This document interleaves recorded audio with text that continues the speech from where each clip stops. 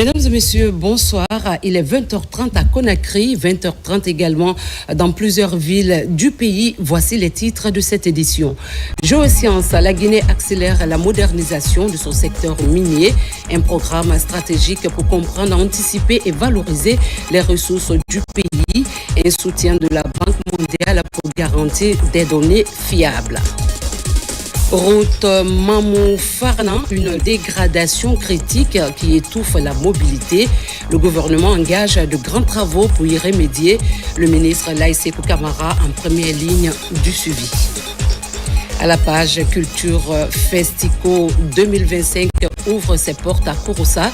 La danse de Ndouba au cœur d'une édition célébrant l'identité culturelle. Plus de 25 000 visiteurs attendus pour un festival en pleine montée.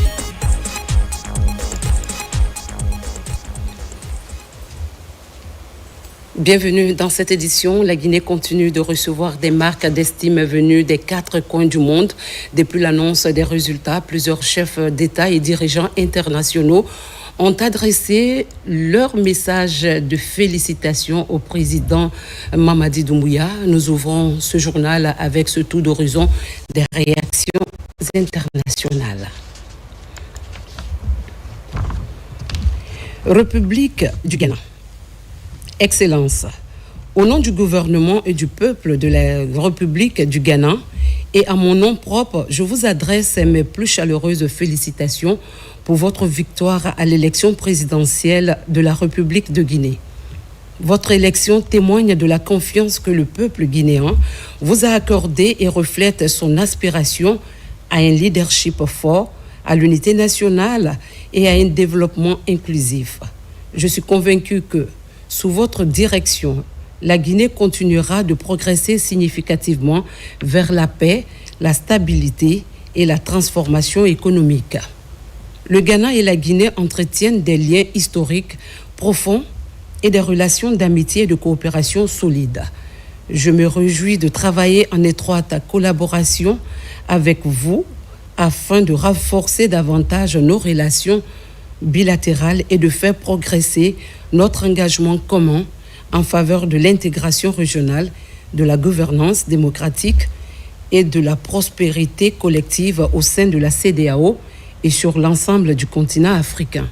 Veuillez agréer, Excellence, l'expression de ma très haute considération. Signé John Dramani Mahama.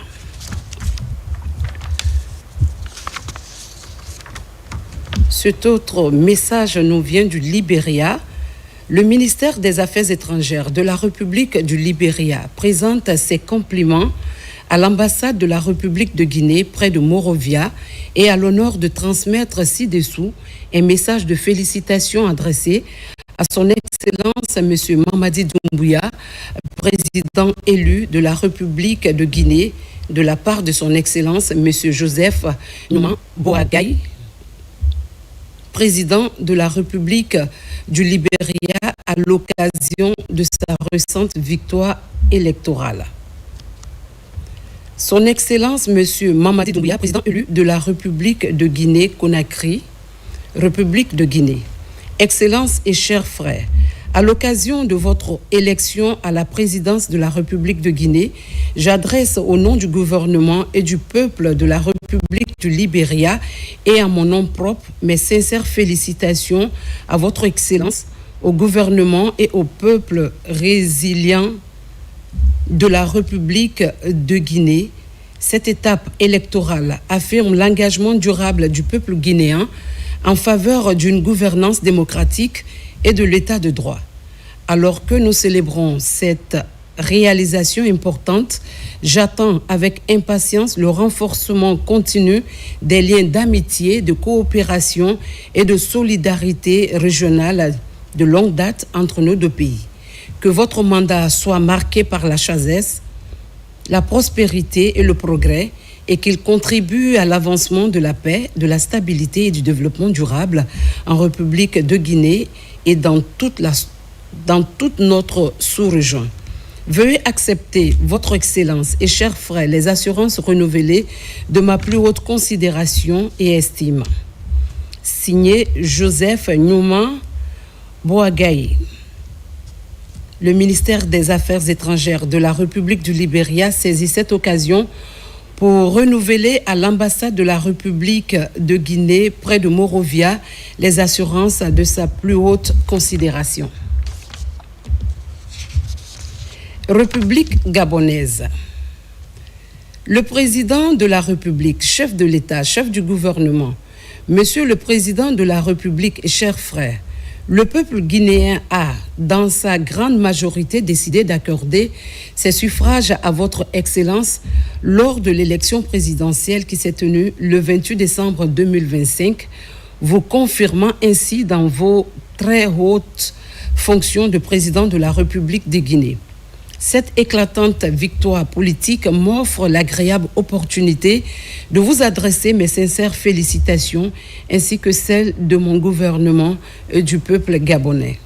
Je joins à ces compliments mes vœux ardents de santé et de bonheur auxquels j'associe mes souhaits de pleine réussite dans l'accomplissement des lourdes et exaltantes charges que vos concitoyens viennent de vous confier.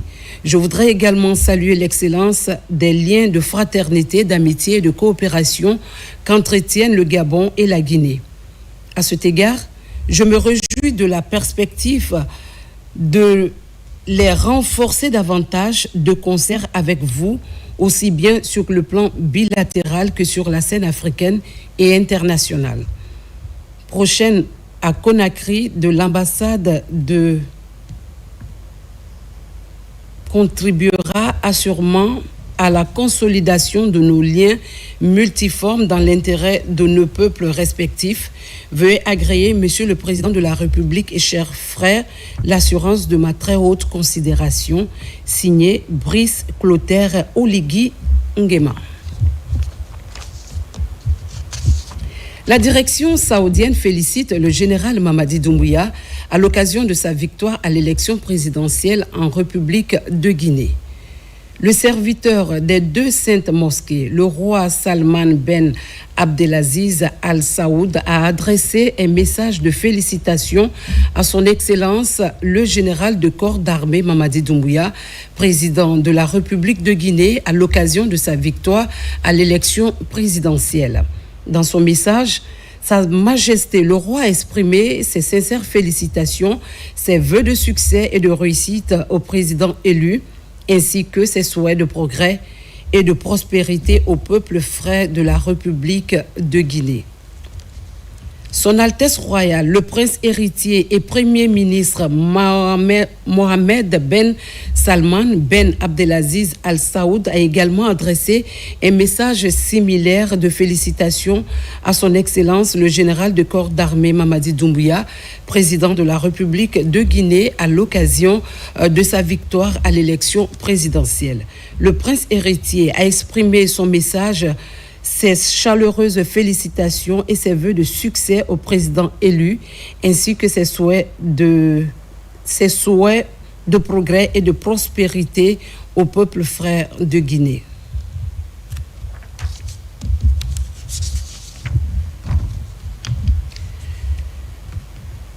Et cette fois-ci, nous vous amenons à Belgique, à l'attention de son Excellence, le général Mamadi Doumbouya, président de la République de Guinée. À l'occasion de votre investiture en tant que président de la République de Guinée, je tenais à vous présenter mes plus sincères félicitations et mes vœux de succès et de bonheur. Je suis convaincu que les relations d'amitié et de coopération entre nos pays et nos peuples continueront à se renforcer durant votre mandat. Signé Philippe, roi des Belges.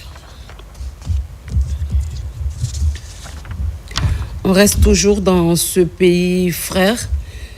Vice-premier ministre et ministre des Affaires étrangères du Royaume de Belgique. Son Excellence, M. Mamadi Doumbouya, président de la République.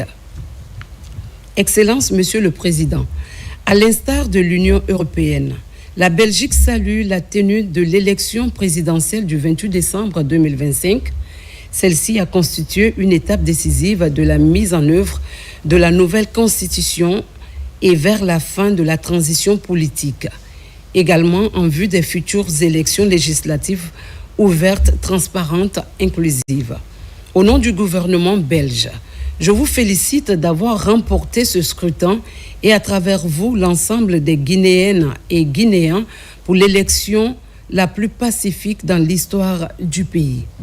La Belgique se tient prête à poursuivre un partenariat fort et multiforme avec la Guinée sur nos intérêts partagés, sur la base de nos intérêts partagés, y compris dans les domaines économiques, de mobilité et de développement humain. Je vous prie d'agréer, Excellence, Monsieur le Président, l'expression de ma très haute considération, signé Maxime Prévost.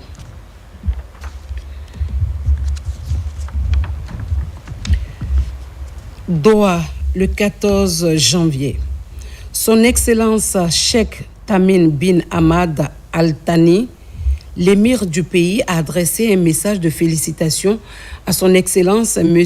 Mamadi Doumbouya à l'occasion de son élection à la présidence de la République de Guinée. Son Altesse lui a exprimé ses vœux de plein succès tout en souhaitant aux relations entre les deux pays davantage de progrès et de prospérité. Nouvelle phase qui s'ouvre pour le secteur minier guinéen. Ce mercredi, le ministère des Mines et de la Géologie a donné le coup d'envoi des travaux de géosciences, un programme clé pour une meilleure maîtrise des ressources du pays. Soutenu par la Banque mondiale, cette initiative entend approfondir l'étude du sol, renforcer la recherche, appliquer un développement durable fondé sur des données fiables. Ça, Martin Fansinadono. La République de Guinée a franchi une étape majeure dans la modernisation et la valorisation de son potentiel minier avec la cérémonie officielle de lancement des travaux de géosciences portés par le ministère des Mines et de la Géologie. Ces projets d'envergure spécifiquement $1,300,000 américains alloués à ces projets et exécutés par le projet de gestion des ressources naturelles, mines et environnement marque une avancée importante vers une meilleure connaissance du sous-sol guinéen.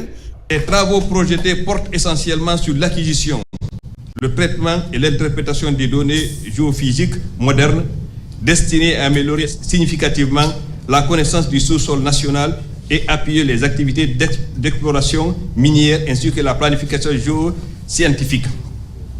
Ils permettront à la Guinée d'accroître et de fiabiliser les connaissances sur les ressources qui composent son sous-sol au service du développement économique et de la bonne gouvernance du secteur minier. Cette activité permet à la Guinée de monter en puissance et d'avoir tous les outils qu'il faut pour l'essence de son patrimoine minier d'abord et de former les ressources humaines parce que M. le ministre a insisté tout à l'heure sur le renforcement des capacités et le transfert de la technologie. Ces travaux, appuyés par un outil aéroporté, consistent notamment à la cartographie géologique, géochimique et géophysique du territoire national, à la collecte et à l'analyse des données scientifiques du sous-sol, à la mise à jour des bases de données géographiques et à la production d'informations fiables destinées à orienter les politiques publiques dont les données ou résultats peuvent être exploités par les ministères des Mines, de l'Environnement, de l'Enseignement supérieur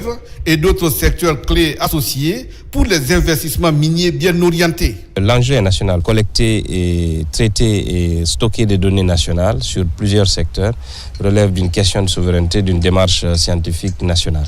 C'est pour ça que le ministère de l'Enseignement supérieur a été invité par le ministère des Mines afin que l'on soit associé à travers les centres de recherche du pays et ainsi que les institutions d'enseignement supérieur participer à cette démarche-là. Ce projet contribuera substantiellement à la diversification de l'exploitation minière de notre pays. On est connu pour la bauxite, pour le minerai de fer, pour l'or, le diamant, mais aujourd'hui nous voulons diversifier davantage l'exploitation minière en découvrant d'autres minerais critiques, notamment comme tout ce qui est métaux de base, le lithium, le gallium, le vanadium et le titanium. Et tous ces métaux qui sont aujourd'hui appelés les métaux de la transition énergétique, qui sont extrêmement importants pour le futur de notre pays et améliorer notre compétitivité. En investissant dans la connaissance scientifique de son sous-sol, la Guinée pose les fondations d'un secteur minier moderne, responsable et transparent au bénéfice du peuple. Et puis la Guinée renforce son dispositif de lutte contre les polluants organiques persistants, ces produits chimiques dont les effets nocifs continuent de menacer l'environnement et la santé publique.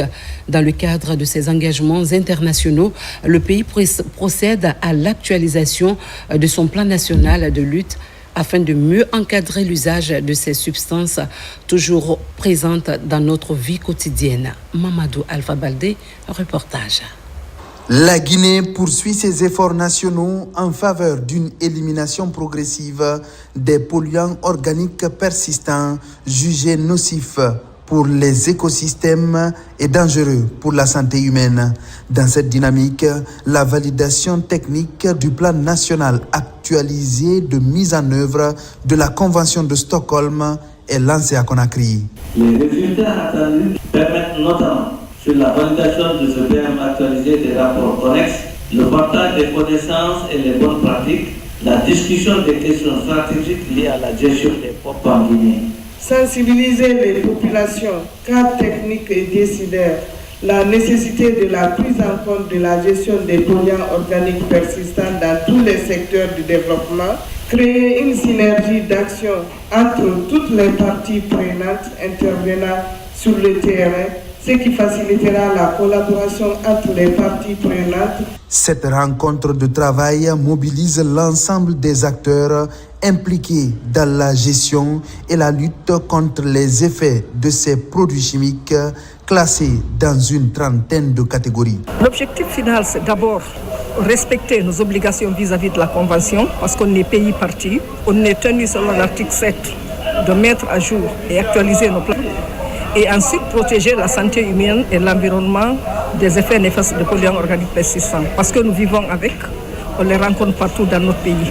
À travers le projet de développement mondial, examen et mise à jour des plans nationaux de mise en œuvre dans le cadre de la Convention de Stockholm, les effets néfastes de ces produits chimiques, parfois à longue durée d'action. Et toujours dans l'actualité nationale, la Guinée renforce son dispositif de protection des travailleurs grâce au partenariat entre l'Institut national de formation du ministère du Travail. Une avancée qui confirme l'engagement du pays pour des conditions de travail sûres et responsables. Mamadi Terna Kamisoko. Avec le programme Simandou 2040, le renforcement du capital humain s'impose comme un pilier central de la vision de développement durable de la Guinée. Le ministère du Travail et de la fonction publique s'inscrit pleinement dans cette dynamique. La troisième cohorte de participants aujourd'hui certifiés vise à promouvoir la santé et la sécurité au travail, aussi bien en milieu professionnel qu'au sein des communautés. Aujourd'hui n'est pas un jour ordinaire. C'est l'aboutissement des sacrifices, des nuits sans sommeil que nous recevons aujourd'hui ne sont pas de simples documents. Ils représentent le fruit de notre travail, de notre discipline et de notre engagement tout au long de cette formation. Vous qui allez être sur le terrain, nous vous conseillons la persévérance, nous vous conseillons la santé et sécurité, c'est pas l'anglais, c'est pas le chinois. Enseignez nos frères qui travaillent en hauteur dans leur langue. Cette formation est le fruit d'un partenariat signé en 2023 entre l'Institut national de formation et de perfectionnement et ASEC Training Service. Cette collaboration a permis l'élaboration d'un curriculum de formation structuré autour de 36 modules axés sur les normes et bonnes pratiques en matière de santé et sécurité au travail. Je voudrais donc signifier ici que la santé et sécurité au travail n'est pas une simple exigence réglementaire. C'est une culture, c'est une responsabilité collective envers des êtres humains. Cette session marque un jalon important. La deuxième porte de l'année 2025 et la troisième promotion issue de notre partenariat stratégique INFP-ASEC. Ces chiffres ne sont pas anodins. Ils traduisent la constance, la crédibilité et la maturité d'une collaboration bâtie sur la qualité. Dans le secteur public et privé, la Guinée renforce ainsi son mécanisme de prévention et de réponse aux accidents de travail et aux maladies professionnelles. Ces actions soutenues par d'autres partenaires, notamment Kawa Group et Sphère Guinée, constituent une réponse concrète aux enjeux de sécurité et contribuent à l'amélioration de la productivité nationale. C'est autour de la gestion et des résultats de l'Office guinéen de publicité que les regards se sont tournés au ministère de l'Information et de la Communication. L'OGP a tenu son conseil d'administration non stratégique.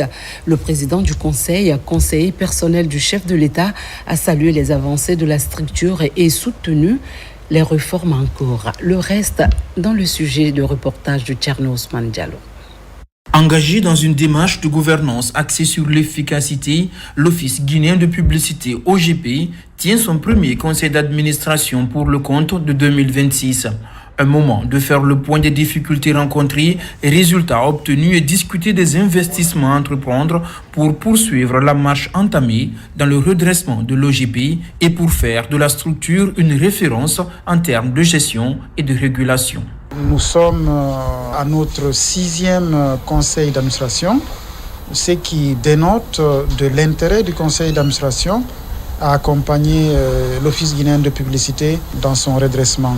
C'est le lieu donc de saluer le travail du conseil d'administration, de saluer le travail de notre tutelle, l'accompagnement de son Excellence Monsieur le Président de la République, qui nous a fait confiance, qui a fait confiance au conseil d'administration pour que le travail qui a été fait, le résultat qui a été obtenu au cours de l'année dernière, ce n'est pas, je dirais, à notre mérite, à nous, direction, mais c'est le mérite de tout un ensemble, que ce soit le conseil d'administration, les ministères de tutelle et l'ensemble des travailleurs de l'Office guinéen de publicité. Le conseil d'administration de l'OGP a notamment apprécié la volonté de la direction générale de rompre avec la navigation à vue dans la gestion en se dotant pour la première fois d'un plan stratégique tout en ayant honoré ses engagements vis-à-vis des travailleurs et partenaires tout au long de l'année. Aujourd'hui, force est de constater que l'OGP peut se féliciter d'être sur une bonne voie, quoique rien ne soit parfait. Mais des efforts sont consentis dans tous les domaines. Sur le volet de la gouvernance, sur le volet de la gestion financière, sur le volet de la prise en compte de la situation sociale au niveau de l'OGP, mais également sur le fait de redonner aux gens leur dignité dans l'exercice de leurs fonctions au sein de cette grande institution de la République. Après une année marquée par le succès du redressement, l'OGP entend en 2026 mener des actions pour être plus innovant conformément à son plan stratégique quinquennal qui démarre. Face à la montée des faux actes d'état civil, la justice durcit le ton. Le procureur de la République, près le tribunal de première instance de Dixine, place désormais ce combat au cœur de ses priorités avec une action qui couvre toutes les communes de son ressort judiciaire. À ce titre, maires et officiers délégués d'état civil ont été réunis pour une séance de sensibilisation visant à leur rappeler les nouvelles obligations légales et les responsabilités qui les engagent. Thierno Younoussaba. Dans le but d'encadrer efficacement des activités liées à l'état civil et de lutter contre la prolifération des faux actes délivrés aux citoyens, le parquet près le tribunal de première instance de Dixine a tenu rencontre avec les maires et les officiers délégués de l'état civil relevant de son ressort judiciaire. Élaborer une loi, c'est une chose, appliquer cette loi-là, c'est une autre chose. Donc il est important que les gens sachent que désormais, au sein de ces 4 communes-là, la loi va être respectée et tous les actes faux qui seront décelés, ces actes-là feront l'objet de poursuites et les personnes qui les ont établis seront également poursuivies devant nous. Donc il faut que les gens le sachent, tout cela qui doit être fait au niveau de ces communes-là doit être conforme à la loi. C'est un avertissement aussi pour la population parce qu'il y en a qui aiment bien faire des faux actes, il y en a qui aiment changer leur date de naissance, il y en a qui aiment changer leur nom pour tel avantage, pour tel avantage. Ça va cesser dans ces 4 communes-là. Chargés de la tenue et de la conservation des actes d'état civil, les officiers présents ont été appelés à un respect strict des lois et règlements à la matière. À l'état civil, on n'invente pas. L'état civil est encadré par des textes de loi. Parce que si nous n'appliquons pas la loi, on va nous faire appliquer la loi ou on va appliquer la loi sur nous. Il faudrait qu'on sache que tous les actes que nous posons, il y a des avenirs et des destins derrière. Selon le président de la délégation spéciale de Thomas, cette rencontre a permis aux acteurs concernés de mieux cerner leurs missions et responsabilités. Après ici, aller passer l'information, sensibiliser, informer nos citoyens. Nous ne devons pas attendre que nos citoyens aient des complications pour venir vers nous, mais nous devons marquer le premier pas, aller vers nos citoyens, passer suffisamment l'information, les avertir et leur dire que nous sommes à leur disposition à la mairie. Les autorités judiciaires du TPI de Dixine ont par ailleurs prévenu que tout contrevenant s'exposera à la rigueur de la loi. Elles ont enfin invité les responsables communaux et les officiers d'état civil à faire preuve de bonne foi et de bonne collaboration avec la justice. Comme annoncé au sommaire, parlons de la route Mamou-Farana. Les usagers mettent entre 6 et 8 heures pour parcourir un tronçon devenu presque impraticable. Pour y remédier, le gouvernement a lancé la reconstruction et le bitumage des 185 km. Et le ministre des Infrastructures, Laïsekou Camara, s'est rendu sur place pour booster l'avancement du projet et veiller au respect des délais contractuels. Aboubacar Junior Camara pour en savoir davantage.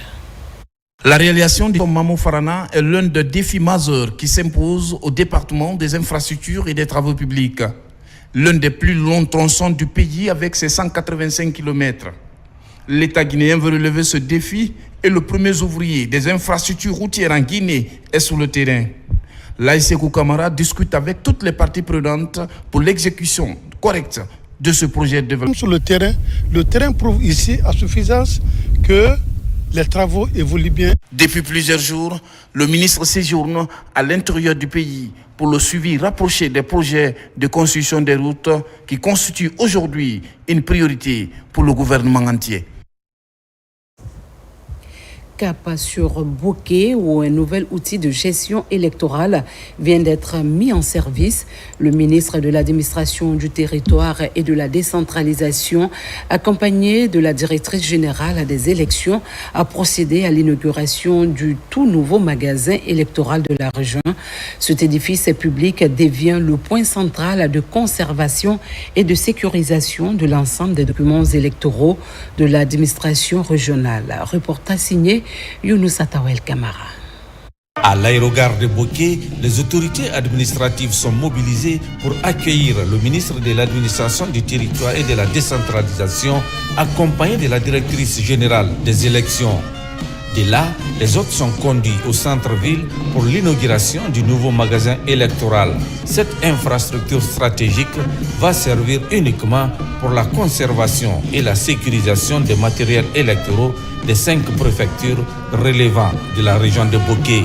Ce complexe a été conçu pour constituer un véritable hub logistique régional, répondant aux normes plus exigeantes en matière de sécurité, de fonctionnalité et d'efficacité opérationnelle.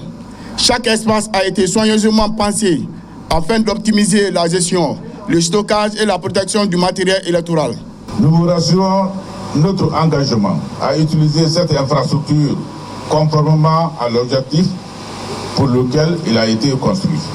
En mettant ce magasin à la disposition des autorités de Bouquet, la directrice générale des élections et le ministre de l'administration du territoire et de la décentralisation ont mis un accent particulier sur l'importance de cette infrastructure stratégique au service du processus démocratique en Guinée. Madame la directrice générale des élections a attiré notre attention par rapport à la vie, à la sécurisation des matériels et documents électoraux que l'État a achetés en déboursant de ressources financières énormes. Dans toutes les régions aujourd'hui, la construction est déjà achevée. C'est la première fois que l'État guinéen réalise un tel édifice pour mettre spécialement les documents électoraux à l'abri des intempéries dans les différentes régions administratives du pays. Nouveau départ pour la Sogipa. Le ministère de l'Agriculture a lancé ce mercredi à Conakry un programme de relance et de modernisation de la société. Le gouvernement et ses partenaires veulent en faire une structure durable, performante et plus bénéfique pour les populations. Lors de la cérémonie, le ministre de l'Agriculture, la ministre de l'Agriculture et les responsables de la société ont présenté les missions et les ambitions qui sous-tendent cette relance. Plus de détails avec Nabila Moussa Kamara, Fodé Kamara. La Sogipa entre dans une nouvelle ère. La cérémonie de lancement officiel du programme de relance et de modernisation de la société rassemble les responsables de plusieurs ministères, soulignant l'engagement du gouvernement et de ses partenaires pour dynamiser le développement agricole, industriel et social de la Guinée. La relance sera globale. La relance va porter sur l'amélioration de la gouvernance dans un premier temps. Et au-delà de la gouvernance, il faut améliorer les installations industrielles qui sont vieillissantes. Auprès des installations industrielles, il faut tenir compte des plantations, d'où nous avons nos matières premières. Donc il faut les replanter ou alors faire des extensions pour augmenter nos capacités agricoles. Et elle va concerner tous les domaines, toutes les activités de la structure. Lors de l'événement, la ministre de l'Agriculture a dévoilé le nouveau logo de la société avant de lancer officiellement l'enrôlement biométrique de certains agents. Pour 2026, d'autres initiatives majeures sont déjà prévues pour renforcer les services publics et les activités d'intérêt général. Aujourd'hui, nous avons procédé à quelques événements majeurs. La première étant le lancement de la biométrie du personnel de la Sogipa. Cette biométrie permettra d'informatiser les données du personnel afin de s'assurer qu'on a une rationalisation et de l'efficacité dans la gestion des effectifs de l'entreprise. À cela aussi s'ajoute la relance de la construction d'une nouvelle usine de la Sogipa qui va permettre de porter la production de l'entreprise de 2 à 6 tonnes qui multiplie donc par 3 les capacités de production de l'entreprise, avec à la clé, on espère, plus de revenus pour l'entreprise, mais aussi plus d'emplois et de meilleures conditions pour les travailleurs et les communautés avoisinantes. Créée en 1987, la Sogipa amorce une phase décisive de son évolution, portée par le programme Simandou 2040, promettant des retombées concrètes et positives pour l'ensemble des populations guinéennes. Un trésor naturel en quête de reconnaissance mondiale, le massif du Fouta Djallon, véritable poumon écologique de la sous-région, se rapproche de la prestigieuse liste du patrimoine et des réserves mondiales de l'UNESCO. La Guinée affine son dossier de candidature. Des experts du ministère de l'Environnement, accompagnés de plusieurs institutions partenaires, se sont réunis pour avancer sur ce projet stratégique. La suite dans ce reportage de Mamadou Salouba. Le processus d'érection du massif du Fouta en patrimoine réservé mondial de biosphère de l'UNESCO se poursuit. Ces spécialistes du ministère de l'Environnement et d'autres départements et partenaires techniques échangent sur le sujet. La maîtrise des procédures et applications de l'UNESCO doivent être mieux maîtrisées pour bien mener le processus. Ce processus a connu une première phase de succès avec la reconnaissance du massif comme bien naturel, donc bien mixte plutôt, inscrit sur la liste nationale des biens reconnus par l'UNESCO. Et nous nous apprêtons à aller à la deuxième phase, c'est-à-dire l'inscription sur la liste internationale. Dans ce cadre, justement, il y a la nécessité de renforcement des capacités des membres de l'équipe préparatoire qui prépare effectivement ce processus. La protection et la mise en valeur du massif du Fouta, point de départ de plusieurs bassins transfrontaliers, est présentée comme stratégique pour les écosystèmes de toute la sous-région. Le défi, c'est le défi de l'engagement politique. Et qui dit engagement politique dit aussi engagement sur le plan des financements, sur le plan financier. Je pense que ce défi est déjà relevé, j'ai envie de vous dire. Deuxième défi, c'est l'engagement au niveau donc technique. Troisième défi, ça concerne justement aussi tout ce qui concerne le renforcement de capacité sur les procédures en tant que telles, pour pouvoir, concernant le patrimoine mondial, La Guinée, à travers le ministère de l'Environnement, compte finaliser avec succès le processus de création du massif du Fouta, ce qui permettra de protéger de façon durable cet écosystème unique en Afrique de l'Ouest. Tout juste nommé, le préfet de Gawal a entamé sa tournée de prise de contact par la commune urbaine. Il prévoit de la poursuivre dans l'ensemble des collectivités rurales relevant de sa juridiction. Objectif, instaurer un climat de paix et renforcer la discipline administrative. Sarafdine Diallo, Nabila Moussa Kamara, reportage. Après 4 années à la tête de la préfecture de Mali, le colonel Manson Sangala Kamara est nommé nouveau préfet de Gawal. Il a entamé sa prise de contact dans la commune urbaine. Il a salué le climat de paix qui a prévalu pendant et après le dernier processus électoral. Cette rencontre est simplement une prise de contact entre l'administration territoriale, entre les populations, pour que d'abord on dévisage monsieur le préfet et que le préfet aussi regarde ce qu'il a autour de lui. Nous sommes très heureux de le recevoir ici et qu'il passe le message de son excellence, le chef de l'État, chef suprême des armées, aux populations de Gawal et notamment aux cadres des services déconcentrés de l'État et les services des collectivités décentralisées, ainsi que les services de défense et de sécurité. Lors des échanges avec les citoyens, le préfet Manson Sangala Kamara a mis l'accent sur le respect des horaires de travail et à la présence effective des cadres à leur poste.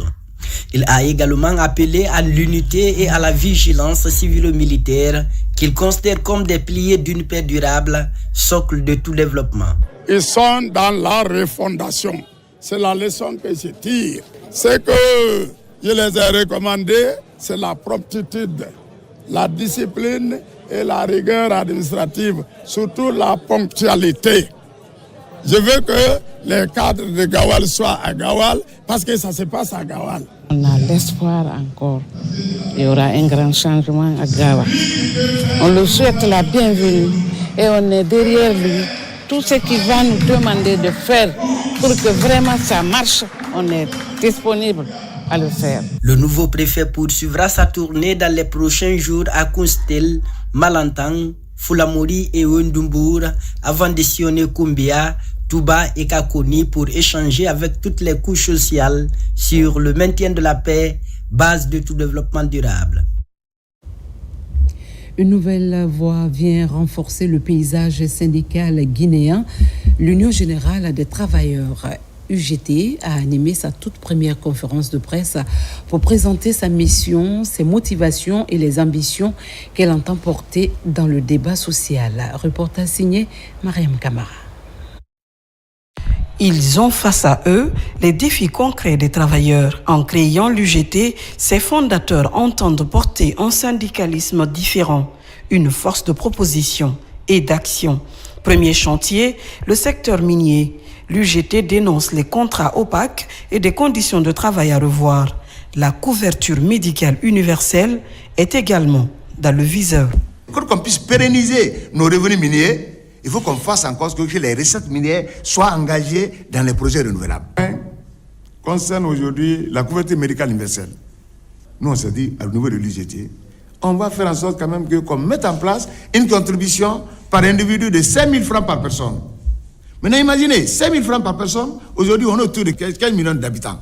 Multiplié par l'année, ça veut dire les 780 milliards par an. Autre priorité, l'éducation. Pour l'Union générale des travailleurs, il faut mieux coller les formations aux besoins réels du marché de l'emploi. Et dans le monde du travail, la promotion doit se faire au mérite. Nous sommes un syndicat de proposition, d'accompagnement et de suivi. Dans les écoles privées, ceux qui nous représentent là-bas n'ont même pas de contrat. Rares sont des enseignants et enseignantes qui ont des contrats dans les écoles privées. Ça veut dire que le fondateur, si ta tête ne le plaît pas, peut te licencier comme il veut. Nous allons les accompagner, essayer d'harmoniser leurs conditions de vie. Aujourd'hui, les autorités ont une vision 2040 pour Simandou. Quelle era la réponse syndicale par rapport à cette vision? Qu'est-ce que nous, travailleurs, nous serons demain en 2040? C'est pourquoi c'est un appel à une action de solidarité, de résistance pour mettre en place cette nouvelle démarche syndicale. Dialogue, proposition, suivi, l'Union générale des travailleurs promet de faire du syndicalisme autrement. Cette rencontre avait aussi pour but d'éclairer les travailleurs sur ce que cette nouvelle structure peut leur apporter au quotidien. Autre sujet d'actualité, redonner des chances et alléger le quotidien, c'est l'objectif d'une nouvelle action sociale menée à Conakry et dans la région de Bokeh. 60 élèves vulnérables ont bénéficié de kits scolaires grâce à une initiative conjointe de l'OIM Guinée et du Haut Commissariat aux droits de l'homme financée par l'ambassade de Guinée en Italie. Une démarche qui entend faire de l'inclusion éducative une réalité pour les enfants les plus fragiles. Reportage Mohamed Camara. La réinsertion des élèves vulnérables, un défi à relever pour le gouvernement guinéen et ses partenaires. 60 d'entre eux bénéficient des kits scolaires, alimentaires et non alimentaires. C'est un projet dénommé ProKids. Notre mission est très claire, c'est de protéger les personnes les plus vulnérables et aussi accompagner les personnes en mobilité, aussi en situation de vulnérabilité, et de construire l'avenir avec insertion socio-économique professionnelle. Donc ce projet ProKids illustre parfaitement notre mission. C'est un effort collectif, c'est seulement le début, c'est une petite partie. Une grande responsabilité aussi, bien sûr, va directement aux familles bénéficiaires qui doivent continuer le travail qui a été amené par les Nations Unies, par le gouvernement de Guinée et ses partenaires. Mais je crois qu'on est tous dans la bonne direction. Cette initiative vise à renforcer les capacités des familles et des communautés à prévenir la migration irrégulière et la traite des personnes en investissant dans l'éducation des enfants. Ce geste à la fois symbolique et profondément significatif s'inscrit dans la vision du gouvernement de la République de Guinée et de ses partenaires techniques et financiers, celle de bâtir une société plus juste.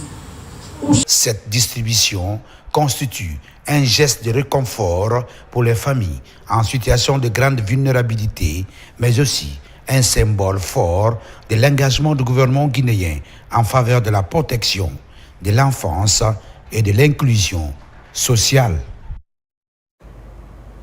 Moment de recueillement au centre islamique de Donka, où une lecture du Saint-Coran a réuni autorités religieuses et fidèles venus des 13 communes de Conakry.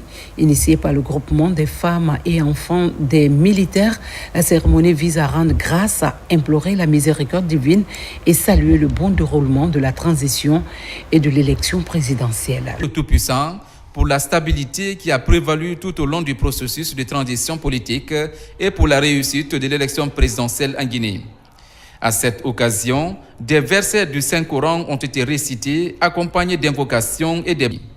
Il y a quelques mois, nous étions soucieux pour la suite de la transition au vu des 30 ans de tensions politiques qui ont toujours caractérisé les périodes électorales dans notre Guinée. Le 28 décembre 2025, les Guinéens ont élu un des valeureux fils de la nation dans une atmosphère de paix et de l'unité. Nous, épouses, mères et enfants de militaires, avions sollicité la clémence de Allah. Nous faisons action de élite démocratique. Un afflux de plus de 25 000 visiteurs annoncé cette année pour cette immersion au cœur des traditions. Abdelkarim Kamara. Un après-midi des grands jours à Kouroussa pour repousser les mauvais esprits. Comme le veut la tradition, ce carnaval géant annonce les couleurs de la 4e édition du festival de Kouroussa, Festico. C'est l'aboutissement de longs mois de préparation. Un festival fruit d'un travail rigoureux, fédérateur et inclusif. L'ambition est de maintenir la culture de Kouroussa comme un socle solide de développement, de cohésion et d'identité. Je dirais que c'est une confirmation de notre engagement, de notre volonté ici à porter ce projet pour le développement de la localité de Kouroussa. Nous voulons ici apporter notre contribution au développement local de cette ville, de cette préfecture. Cette année, le thème porte sur la danse Dundumba, célébrer, transmettre et exister. Et depuis 4 ans, entre le Amana et le Festico, c'est toute une histoire d'amour qui se raconte au fil des éditions dans d'autres carrefours culturels. Aujourd'hui, nous célébrons la danse Dundumba, une danse sacrée, expression de l'âme de Kouroussa. Je formule le vœu que ce festival devienne paix et de cohésion sociale. En organisant ce festival, les responsables souhaitent montrer à la face du monde ce que vaut la culture. Et ils ont parfaitement raison, car plus qu'une arme, la culture est un véritable moyen de combat. Pour cette édition du Festico, 25 000 participants sont attendus et l'occasion est mise à profit pour décerner des prix de reconnaissance aux hommes et femmes qui accompagnent l'initiative depuis sa création. Kouroussa est plein de tradition, de culture et c'est une occasion unique même pour nous de montrer toutes nos valeurs. Nous devons tous nous mobiliser, les jeunes de Kouroussa, les femmes de Kouroussa et les hommes de Kouroussa pour que le Festico continue de rayonner en Guinée, en Afrique et dans le monde. Pendant 5 jours, il est prévu un concert qui sera tenu par des artistes venus de toute la Guinée, un concours de dictée et d'épellation entre les écoles de Kouroussa, ainsi qu'une conférence débat autour du thème porté sur le Dundumba.